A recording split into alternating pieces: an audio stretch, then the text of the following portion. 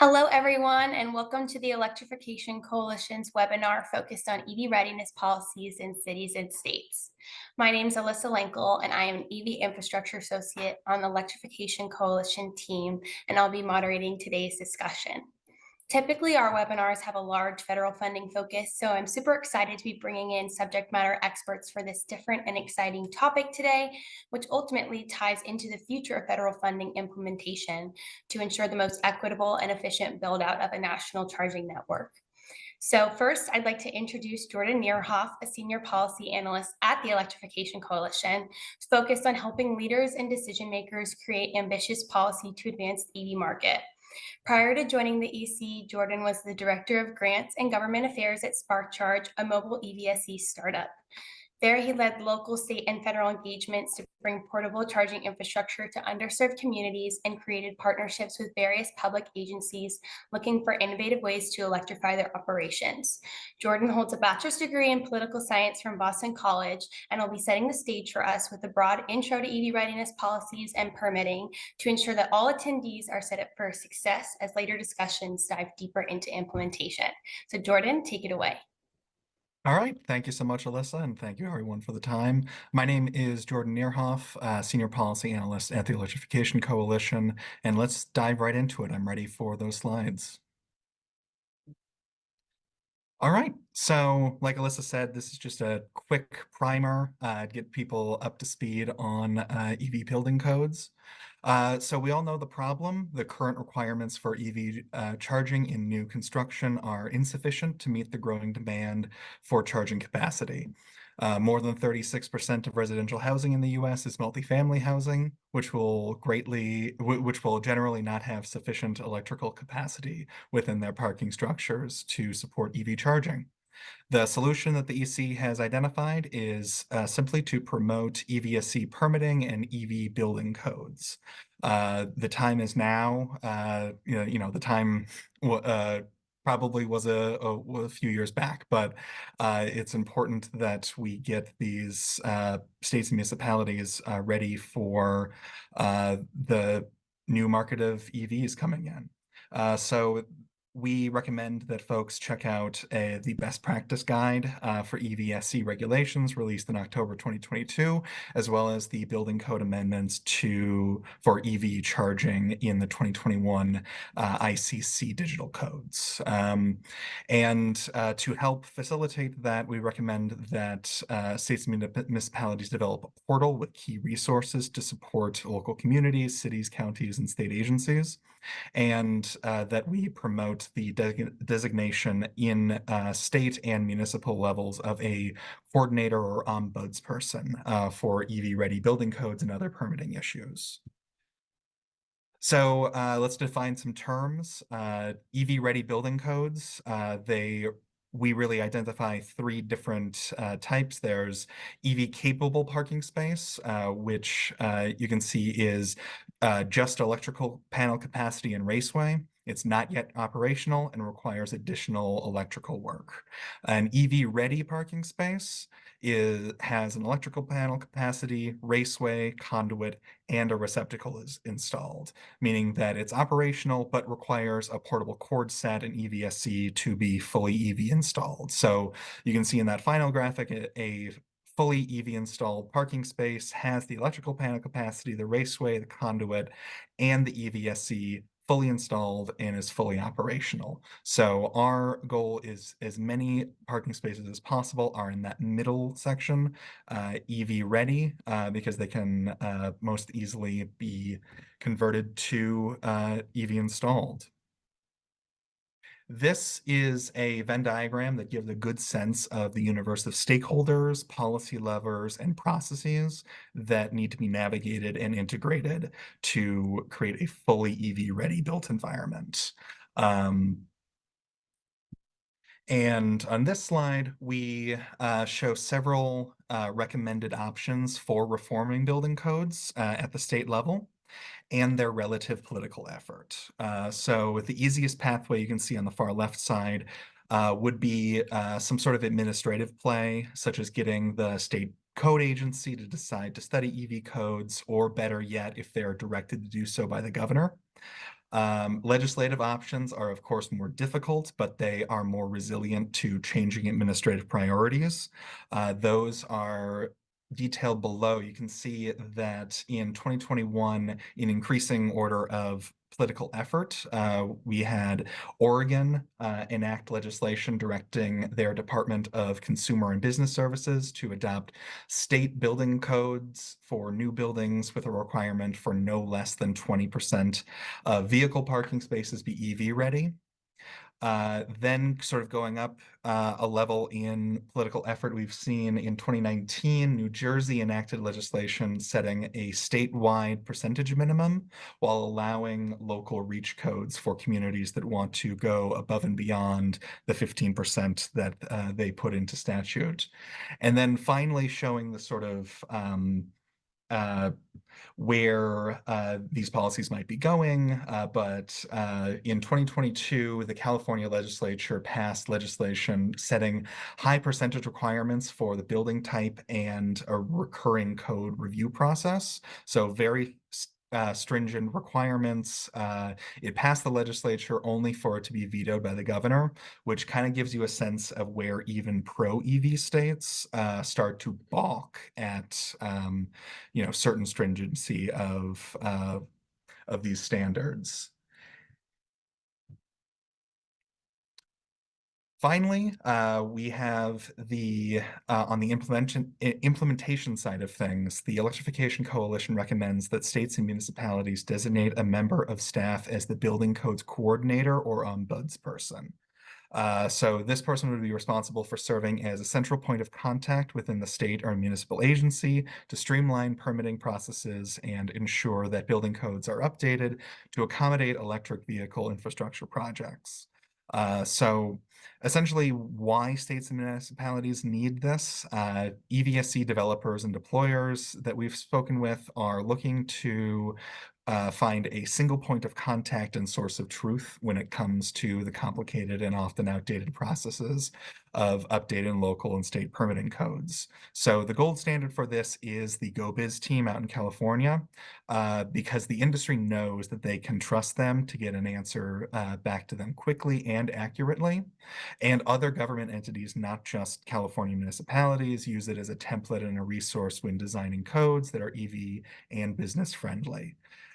So this role we envision wouldn't be a new line item in the budget. We're simply asking that, the mayor, the governor, secretary of transportation, whoever they think would be the best role for this, they designate a member of their staff to be that source of truth and point of contact.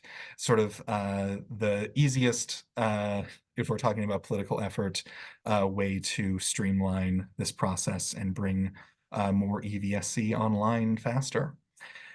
And I also have a further breakdown of what this permitting coordinator's key responsibilities would be if you're interested. The permitting process coordination, of course, would be primarily what they're dealing with, as well as building code updates, keeping those up to date, as well as we envision a role in education and outreach, project support, and policy and regulatory monitoring. Really, again, based on the GoBiz model, we want this to be a one-stop shop for developers, deployers, business owners, anyone who is looking to adapt their built environment to be EV ready. And with that, I will thank you guys for your time. My contact info is on the screen, and I will pass things back to Alyssa. Thank you very much. Thanks so much, Jordan. That was really great information, and I definitely think it provides a good overview, but also a great next step for staffs to start coordinating that permitting coordinator. So now that we've had that foundation set, we're going to look a little bit more on a specific city's experience, and I'm going to pass it over to Matthew Griffin, the Building and Energy Coordinator for the City of Columbus, responsible for ensuring that Columbus meets its energy and efficiency and renewable energy goals, while working with external and internal partners to find equitable solutions to the climate challenges faced in the Mid-Ohio region. Matt has 2 degrees from The Ohio State University, a BS Finance and Sustainable Business and an MA in Education Studies. So Matt will share a bit more about Columbus's experience as a local government enacting an EV-ready ordinance, as well as lessons learned and best practices. So Matt, over to you. Thank you, Alyssa, and thank you to the Electrification Coalition, not only for inviting us to speak today, but also for being a real champion and helping us get this EV readiness ordinance passed in Columbus. So we've really appreciated the continued partnership, and yeah, just excited to share some of the lessons we've learned. So we can go ahead and jump over to our slides. And a couple things in this slide deck Jordan covered very well, so I'll kind of move quickly, but happy to touch on anything in a more Columbus specific context that is helpful. Absolutely. So I am not the position that Jordan laid out in his presentation. We do kind of have those responsibilities dispersed here in Columbus, but I do work very closely with our building and zoning team on a lot of building and energy efficiency programs, and EV is one of the things that we collaborate on. So one of my main goals is to help the city of Columbus achieve its energy efficiency goals. We have a climate action plan that I'll give a quick overview on just to help set the scene. We're also looking to establish a building performance policy. We're really looking to increase renewable capacity here in Central Ohio. And then we're in pursuit of a lot of federal and state level grants to help us with those opportunities.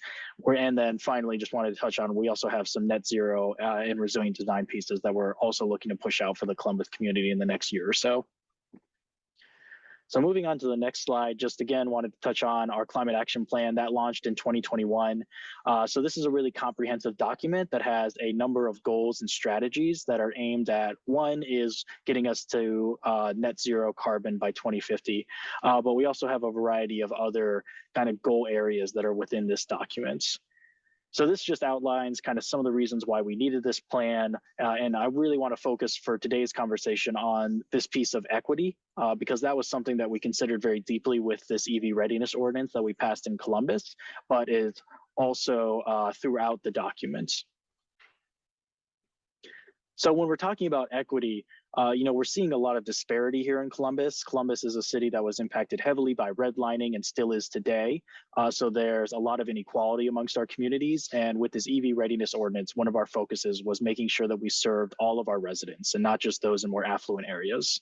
So you see here, there's a lot of people who have dealt with pollution in their day-to-day lives. We still see a lot of health outcome disparities amongst some of our neighborhoods related to environmental injustice. So again, equity is woven throughout our climate action plan and shows up as well in this EV readiness ordinance.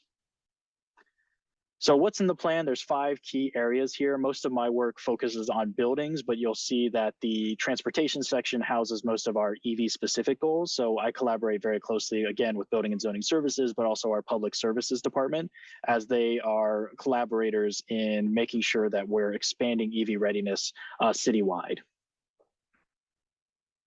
So you can see here, we have specific goals around private zero emission vehicle adoption. And one of those is to have an equitable EV charging plan developed by 2025 and have an EV readiness ordinance implemented by 2025, which we have achieved those goals.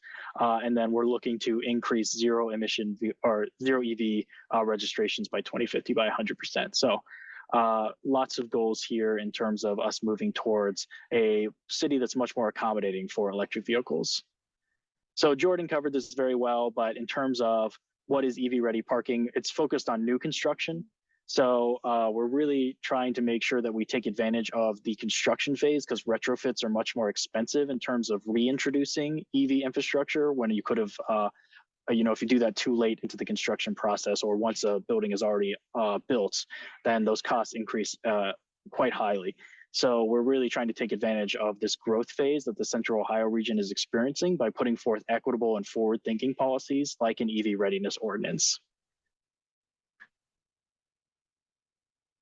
So why we're looking to adopt these, there's several reasons. One is climate justice. So really trying to make sure that lower cost transportation options are available for all residents. Central Ohio is lacking in a rail option. So we rely on bus lines and then single occupancy vehicles for our residents to move around our city. And so it's very important to us that we make sure access to EVs is as equitable as possible. We also, again, have that economic incentive. So based on a study that we saw, there was 75% cost savings when you install EV infrastructure during the construction phase as compared to doing retrofits for existing buildings. So it's a lot more economical for our city to take advantage of this ordinance and install as much of this EV ready infrastructure as we can before a building is actually operational. And that'll give significant cost savings for our city. Human health is another big piece.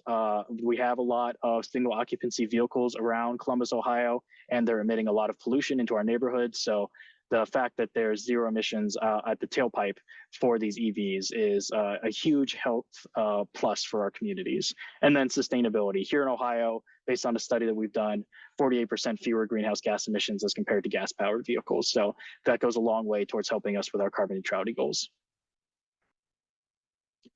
So how did we get here? Again, this is a result of deep collaboration with the Electrification Coalition. But back in 2018, Columbus was a recipient of the Smart Cities Challenge. And so we had a Smart Columbus program that we launched back in 2018, really focused on EV adoption and charger growth in our region. In 2020, we began equitable engagement with community members, and we in particular made sure that we were talking to affordable housing developers because we wanted to make sure that their voices and thoughts were woven throughout this opportunity. We met with stakeholders and developers in 2021 to really understand where are people's priorities in terms of EV charging, what kind of concerns do people have about switching to EVs in their daily lives, and how can we work to assuage those concerns, and also what are developers needing to make these changes. We wanted to be working hand in hand with the developing community. We did not want them to see that we did not want the development community to see this EV readiness ordinance as opposition. We wanted them to see this as an opportunity to embrace cost savings that they'd have to incur later on when residents or occupants of their building are requesting EV infrastructure, and then they'd have to go through the very expensive retrofit process. So we wanted this to be a win-win for both the city and our residents, but also the development community, excuse me. And then in 2022, we launched our Equitable EV Ready Parking Roundtable series. And this was really a co-creation process between us and our residents to develop these EV ready parking standards. So again, this isn't something where the city came through and laid out guidelines and expected everyone to follow. We really worked hand in hand with our community to make sure that everything was done in a co-creation style. So this led us to our EV ready parking ordinance that we passed. And so this is the ordinance really reflects input from our stakeholders, community feedback. We had a public feedback period where people could give comments on the proposed plan, and then we made changes based on those comments. And then also looking at EV adoption data. EV adoption, the growth rate has slowed in Columbus and in the Ohio area, but it's still growing. And so we really want to make sure that we are embracing that. And again, we had that feedback period where we asked for diverse audiences to really provide comment on the first draft of the plan, and then that feedback was incorporated into the final version. So, key definitions here, Jordan covered these. I'll say that we really focused our ordinance on EV capable and EV installed. And so that's where you'll see most of our requirements in our ordinance. So I won't go into all this, but happy to pull it up later as a resource. And as well as you can find this information on our website. But lots of great information here. We really differentiated out the requirements that certain building sizes and types would have to follow. And this was, again, in response to feedback that we received from stakeholders and also during our public engagement period. So one of the things I want to highlight there, and actually the affordable multifamily residential, there's a typo I realized. Instead of 5%, that's supposed to be 2% installed. And that's based on funding from the city. So for affordable housing, they do not have to install any EVSE themselves. The city provides funding for that. And if there is not enough funding available, then they are relieved from the obligation.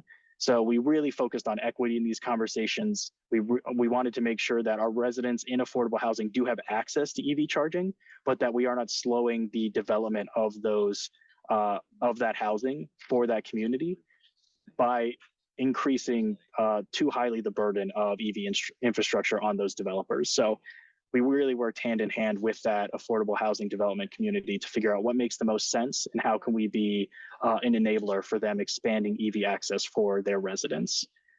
I'll note too that we differentiated out less than 100,000 and over 100,000 square feet properties. That was in response to the developer community. And then we also dropped down, the original EV installation was 2%.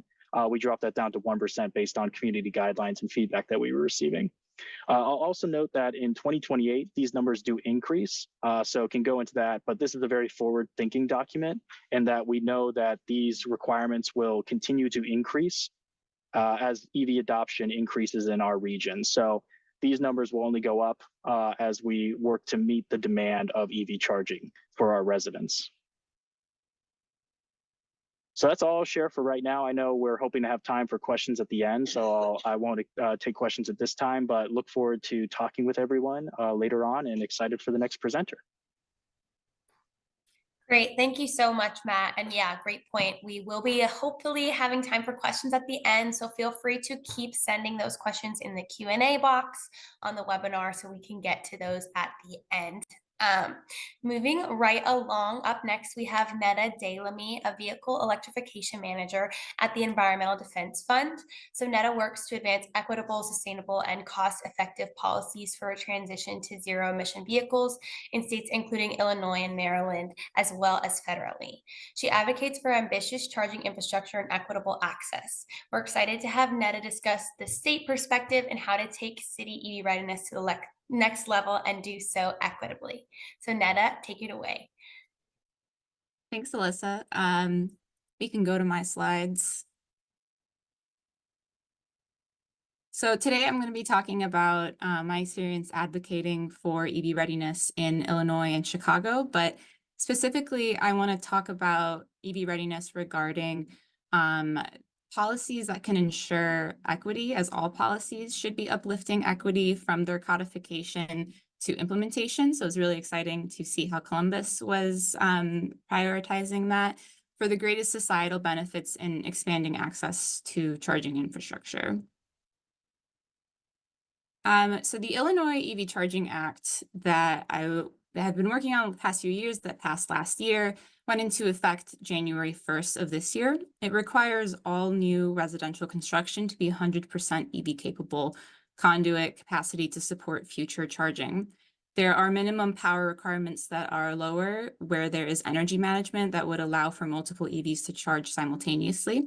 And we also worked with affordable housing advocates to have a gradual ramp up due to their much longer permit process.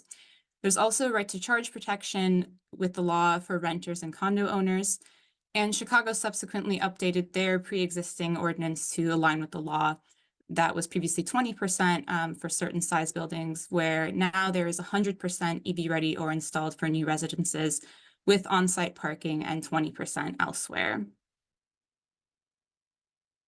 In case you're not familiar with Right to Charge, that I put up a QR code to a fact sheet I made. It's an FAQ sheet, fact sheet. It's the idea that landlords and homeowners associations cannot unreasonably restrict a tenant or unit owner from charging a vehicle. And it's a topic that is and a fact sheet that I built off of my own experiences from charging in apartments and condos in Chicago, because I found that finding a plug, having the infrastructure in the building was only half the battle. Talking to landlords and condo boards was much harder, and I was an expert. So it'd be silly to pass, I think, a law that provided for EV ready buildings and not provide a clear path to access for that readiness for those in multifamily homes.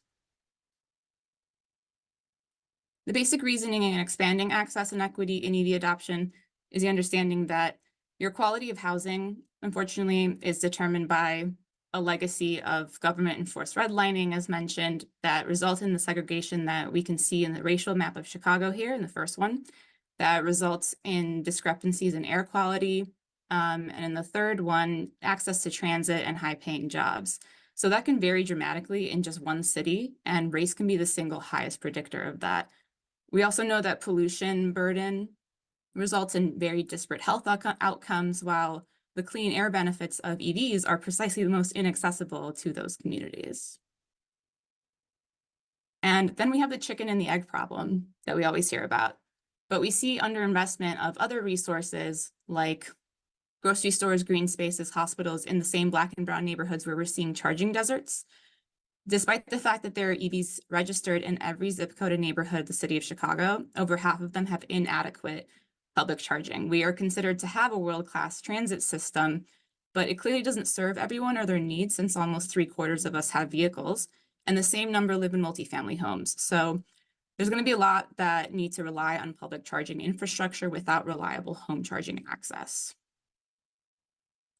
And lack of charging infrastructure is a top reason people are wary of switching to EVs, according to a recent poll at least. I'd argue range anxiety, the second reason here, is also a matter of infrastructure. If it took everybody 10 seconds to fully charge for most of their driving, 99% of their driving, plug in, go to sleep, would they care whether the car could go to 50 or 400 or 600 miles? Another issue to consider is that EV readiness is the most appealing as a policy when applied to new construction for its massive savings relative to costly retrofits. I talked about the demolition and repair of surface parking, breaking down walls, how much conduit you need to implant, and occasionally a panel upgrade. Most jurisdictions apply these requirements to residences first or have much higher requirements for homes, despite the fact that workplace charging is the second most common location for charging after homes. But where is the new construction? If you look at where it's happening, it's in wealthier white areas, and we know that most new housing tends to be luxury. Here, the blue is single-family homes and red is multifamily.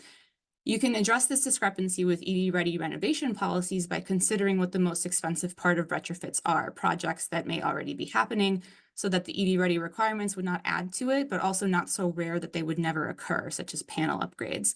This is Denver's ordinance policy, where the work area exceeds 50% or more than 10 parking spaces are substantially modified.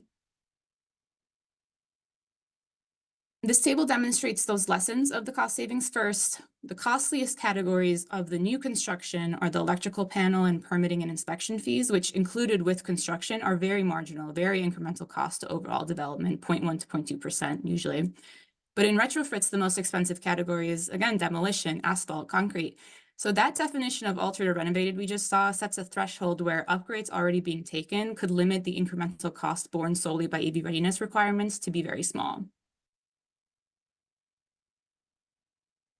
And notably, medium heavy duty EVs also can use the same charging infrastructure as light duty EVs. So EV readiness is not just for cars. It can be built in non-residential and commercial codes, and investing in electric cars can invest in electric delivery vans, like we see these Amazon Rivian vans charging, electric school buses on the right, as well as warehouses that can be built turnkey ready for electric fleets and have no diesel and all the clean air benefits they can provide, particularly to overburdened communities.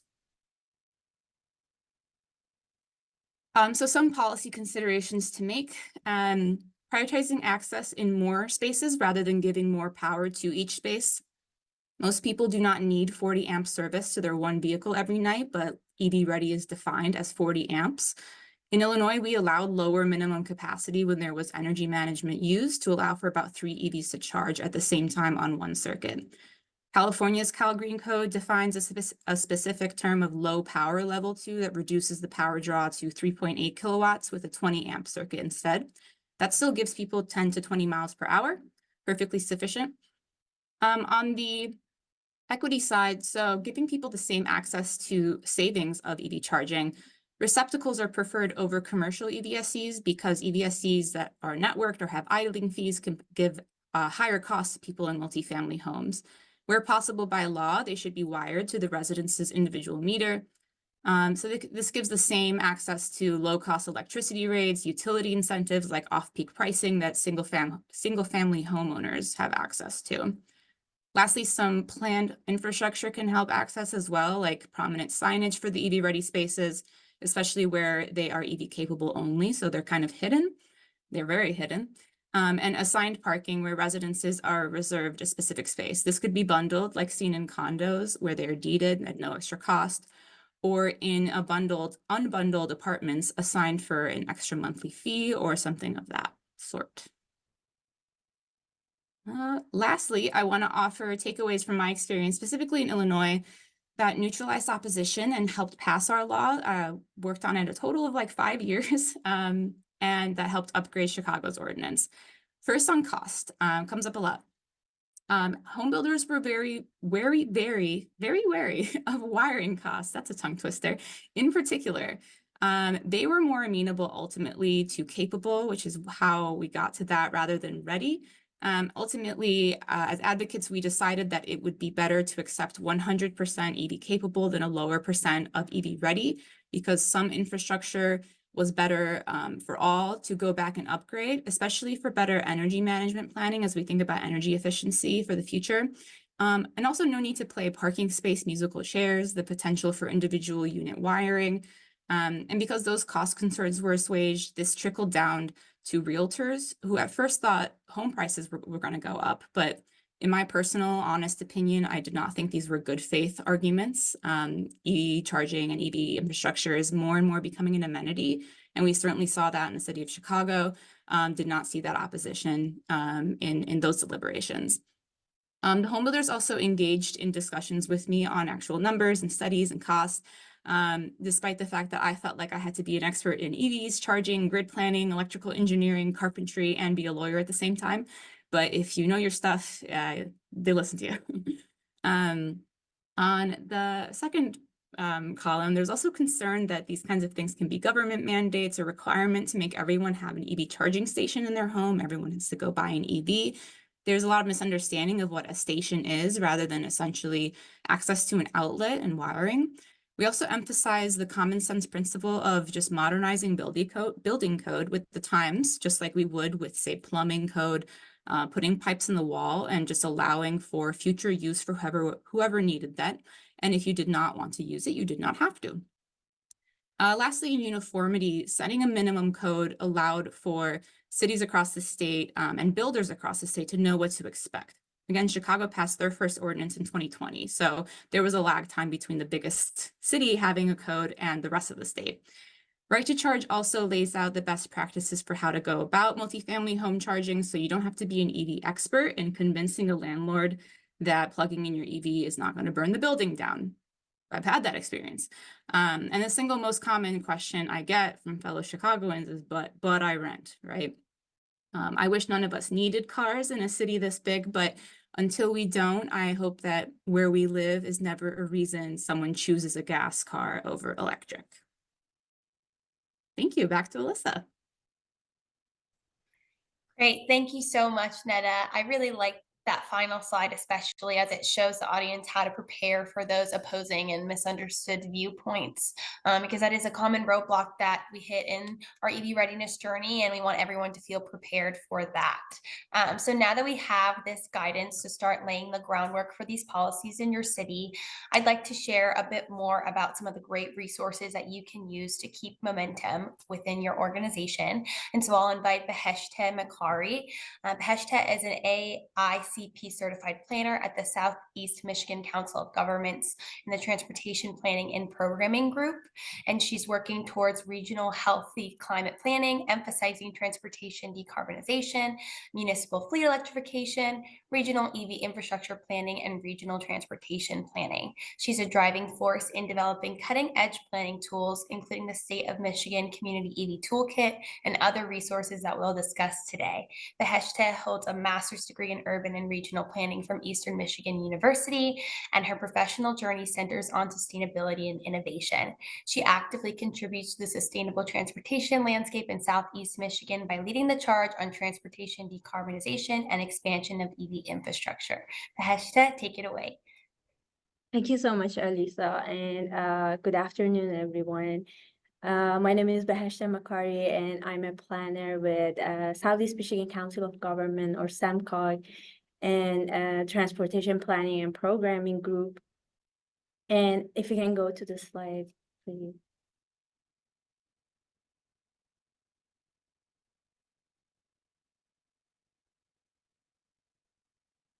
Awesome.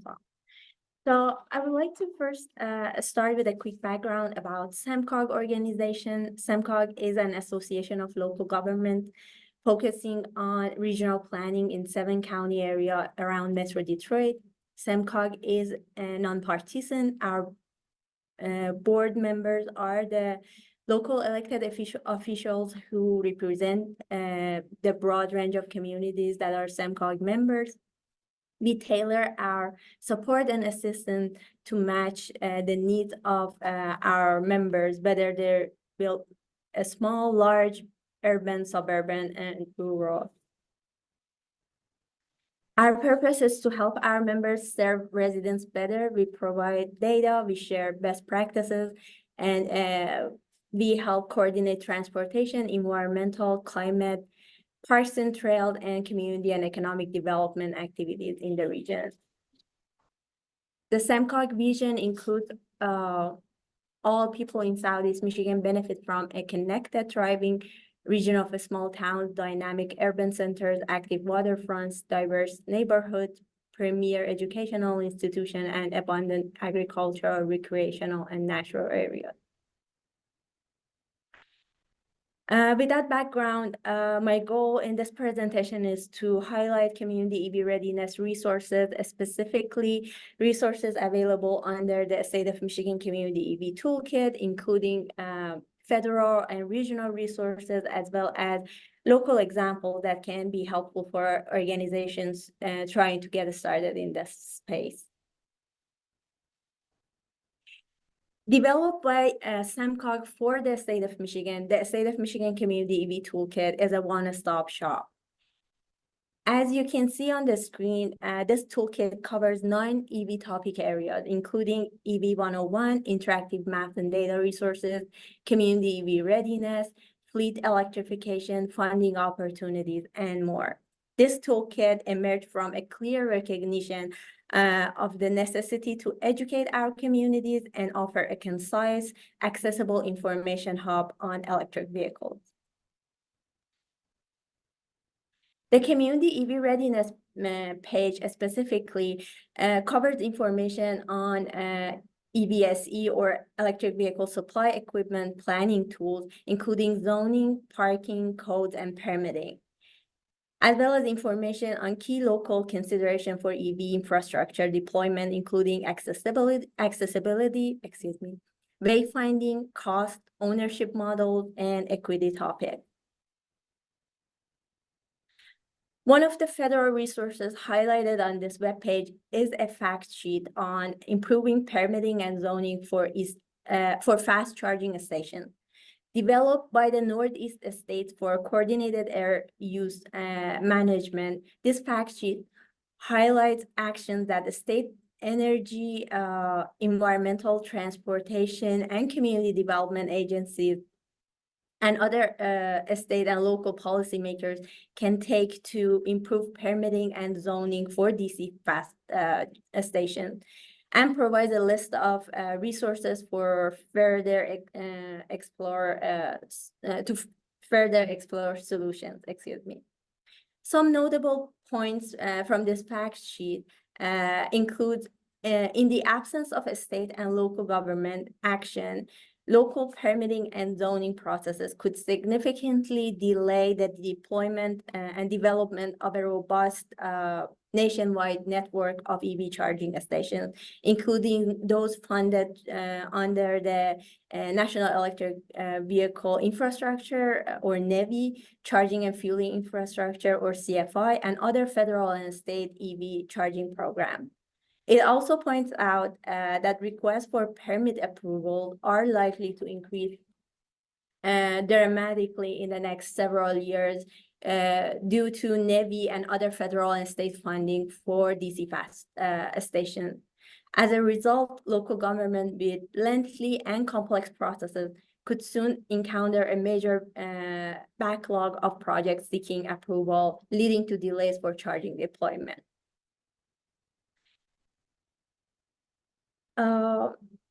As one of the main components in EV infrastructure project approval process, this fact sheet highlights permitting. So permitting reviews ensure the planned project meets all relevant codes and standards, including the state building and electrical code, and requires sign-off from the building department. This fact sheet includes best practices for local governments on permitting, including a standardized permit review and inspection process, make the process for permitting DCFC and level 2 actually stations clear and transparent, offer options to submit permit application electronically, and offer pre-application meetings, designate an EV charging point person, and share knowledge with other authority having jurisdiction. Another main component in EV infrastructure project approval process highlighted in this fact sheet is zoning. Zoning reviews determine whether the planned project is an allowed use of the property as set out by the authority having jurisdiction zoning code. And some best practices highlighted in this fact sheet include amend local ordinances to clarify that the CFC is an accessory use, as well as amend local ordinances to count EV charging spaces toward minimum parking requirements.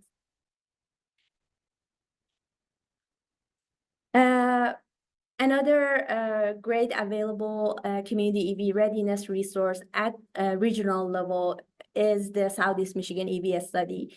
So in collaboration with the Tri-County, including Oakland, Macomb, Wayne, and the city of Detroit, SEMCOG led the development and release of the Southeast Michigan EV study in March of 2023. This comprehensive study encompasses a wide array of topics, including charging station deployment best practices for local government, stakeholder engagement, potential initiatives, and more. Notably, the policy and design sections highlight best practices and recommendations concerning permitting, zoning ordinances, building code, accessibility, and signage. Example of permitting best practices highlighted in this study include collaborate between jurisdictions to share knowledge on permit constraints by participating in workshops to share lessons learned, citing consideration and potential technology requirement. Streamline the permitting process to decrease submission review and approval timeline by considering the use of an online submission for a streamlined application. Provide easily accessible and established safety, design, and other standards. This study also provides links to additional resources. An example is the EV charging station permitting guidebook by the state of California, which includes great information on permitting process for EV charging. The EV study also highlights best practices on zoning, including define EV and EVSE terms within your zoning ordinances, including EV chargers, parking spot in parking lot minimum requirement, as well as adopt appropriate parking enforcement regulations and adopt a standardized design and equipment standard. An example of resource highlighted in the Southeast Michigan EV study is the document on summary of best practices in EV ordinance by Great Plains Institute. This document includes EV ordinance language from a variety of communities across the U.S. In the following slides, I'd like to highlight some local examples in our region. And on the Community EV Readiness webpage, we have an online map which highlights the communities with specifically EV ordinances. And a renewable energy zoning consideration database was initially developed by University of Michigan Sustainability Institute in partnership with the State of Michigan Department of Energy, Environment, Great Lakes, and Energy. And STEMCOG has turned this database into an online map. And we keep this map up to date based on the updates from we get from our communities, actually. On the map, you can find that currently 37 communities in Michigan have electric vehicle ordinances. The ordinances range from allowing for EV-only parking spaces to a comprehensive unified development code. One of the strongest ordinances in the is in City of Ann Arbor, Michigan Unified Development Code. You can see on the left-hand side of the screen, the city in City's Unified Development Code under parking requirement for permitted land uses, there are requirements on minimum EV parking space for different classes of EV capable and EV installed.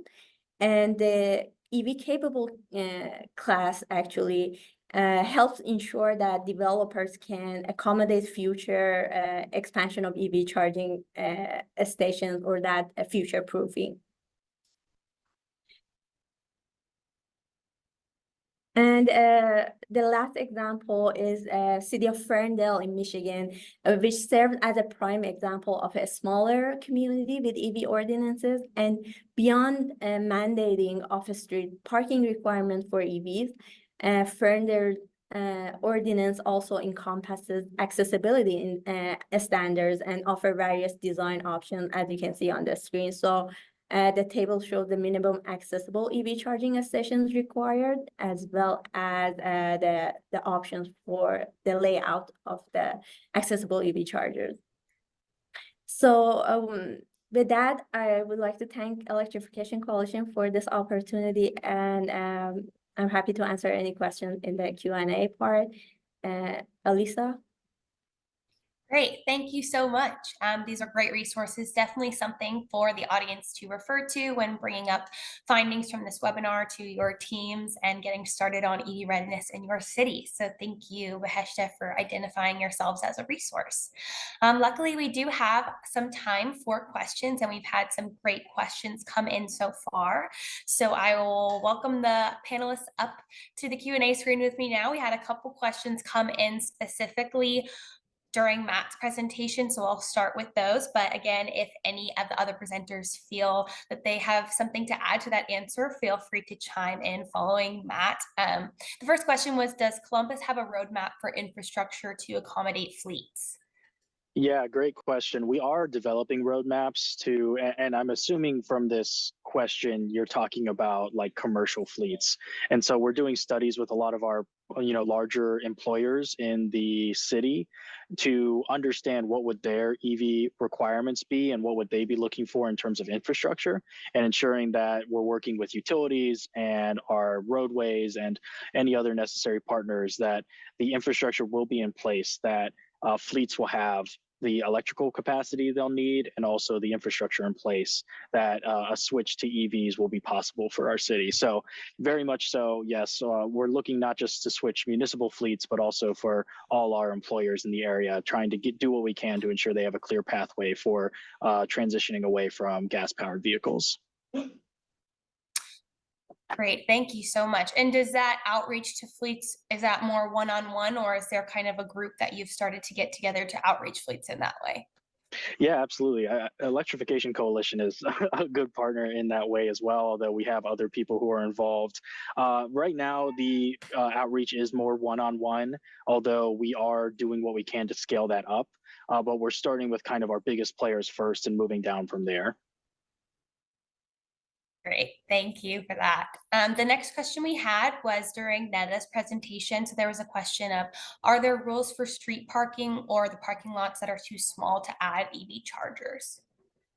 Yeah, so this applies to construction of new residences with parking spaces per residential unit. And of course, not everyone has off-street parking. So it really just goes to show how much we need that proverbial suite of policy solutions like EV-ready homes, like more workplace charging, abundant public charging, community charging as an amenity and not-for-profit, curbside charging pilots, and of course, just reducing vehicle demand in the first place is always good.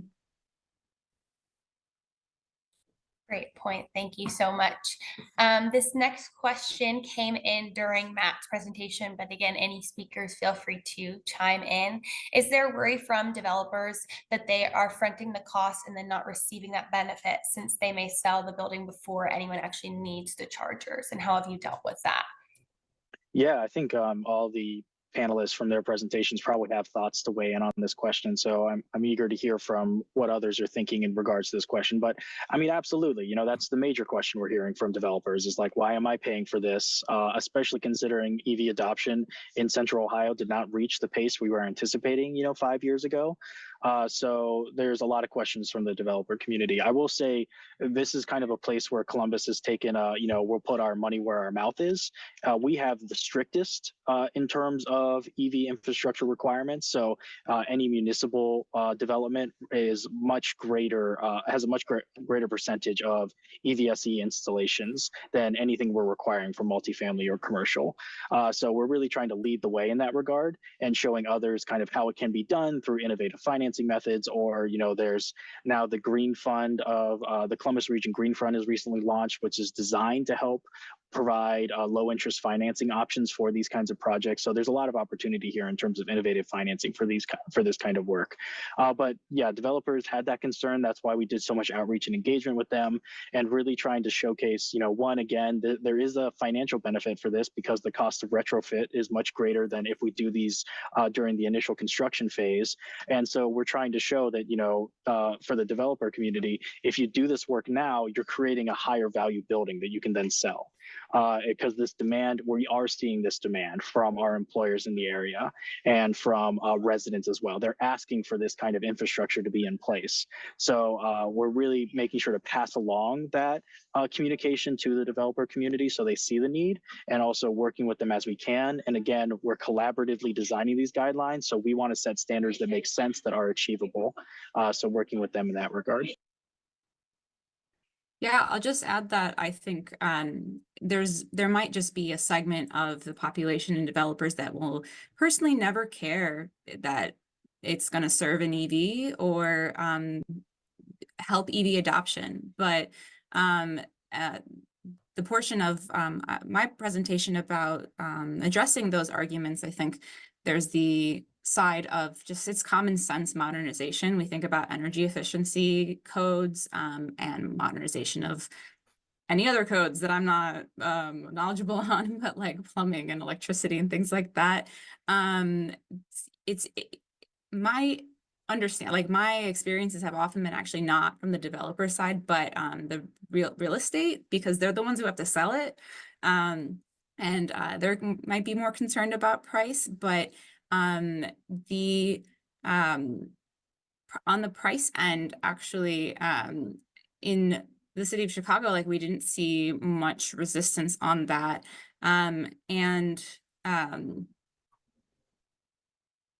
I lost my train of thought. I'm sorry.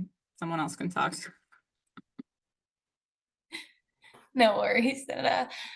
You guys have offered great points on how to have those conversations, both with those developers and real estate. I think it's important to bring that to the forefront and go into those conversations knowing what they might be thinking and listening to them and hearing them out. And that's all about the effective engagement that we can do there. So that was great insight for sure.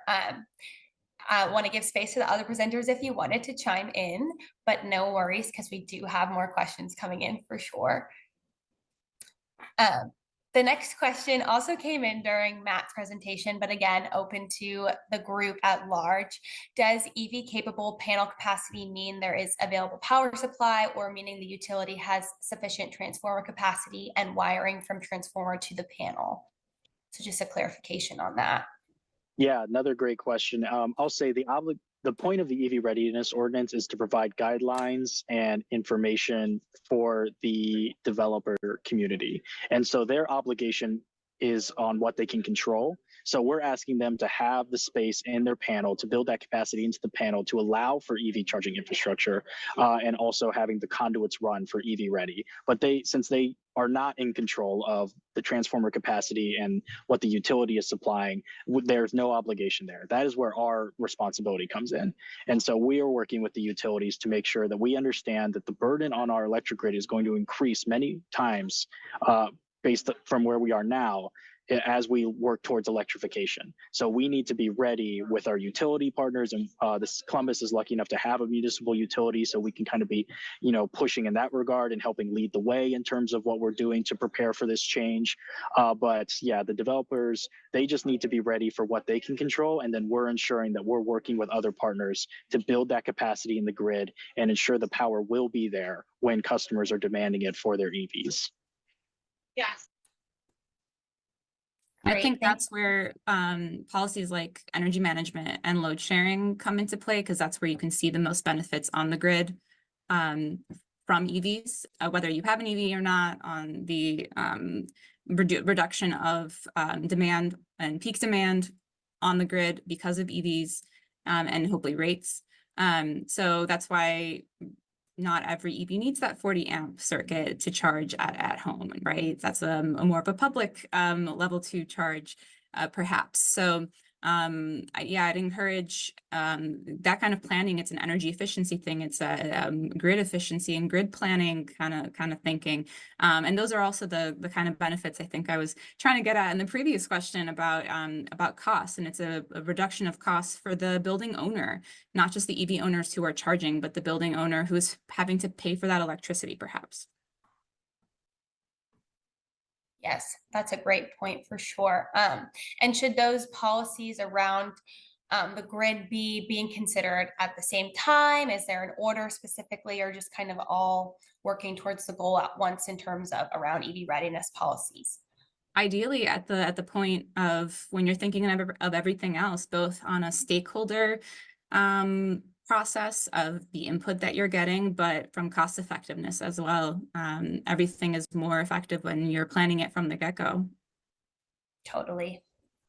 And Thank you so much. Yeah. just to add to that, one of the best practices that we see throughout like Southeast Michigan is that we encourage our communities to engage with utility providers early on, and we try to do that through our engagement processes as well, and workshops, creating an opportunity for people to connect with utility. And I want to also point out that utility providers are very proactive, and they develop resources like the EV capacity map, which is publicly accessible, as well as a transportation electrification plan, which sort of helps communities see the priorities from our utility provider. Absolutely. Yeah. Thank you so much for adding that in. That definitely kind of early on connection is super important. And I think that if step 1 of your EV readiness process was to join this webinar, then step 2 is definitely going to be having those conversations and getting the ball rolling there. So the next question that we had come in is, would outlets designed for EV charging in multi-unit dwellings be considered EVSE installed or EV ready? So just a clarification there. And that's open to whoever knows the answer. I can touch on that. It depends on your definition of EV ready in your legislation. Not sorry to be a lawyer about it on saying it depends, but it truly does. So generally, if it's a 240 volt 40 amp circuit, that's like the most common definition of EV ready. And if that's what that outlet is, it would be ready, because it's turnkey ready for what the charging cable that is provided with your vehicle comes with, right? So if an EV owner has that cable and pulls up to that parking spot and they can plug it in and charge, that is ready for an EV. If it's anything else, for example, the low power level 2, it might be a 20 amp 240 circuit. The plug might not be compatible, so that's something to think of. But a 120 volt like standard household outlet is an outlet, but would not be under the definition of most jurisdictions EV ready. So in many jurisdictions, EV ready can also be a junction box or something just like ready to be ready, I say, as an easy to install and become turnkey ready, but the most equitable, the most accessible definitely is an outlet that someone can just plug in and use and not have to bring in an electrician, spend any money, especially if you're a renter and you don't want to like invest in this building that is not yours. Yeah, great point. Thank you so much for clarifying that. I did realize we are already a minute over time, so a lot of great conversations. I lost track of time, but I wanted to thank our speakers and thank everybody for joining us for this important conversation today. And in case you still have some unanswered questions, speakers shared contact info, but we'll be sure to share that in the resources that go up in the follow-up email. So we thank you so much and encourage you to stick around at the end to get more information on upcoming programming, future webinars, our eval workplace charging certification program, and our SAFE Summit. So thanks for attending, and we'll see you next time. Bye, everybody.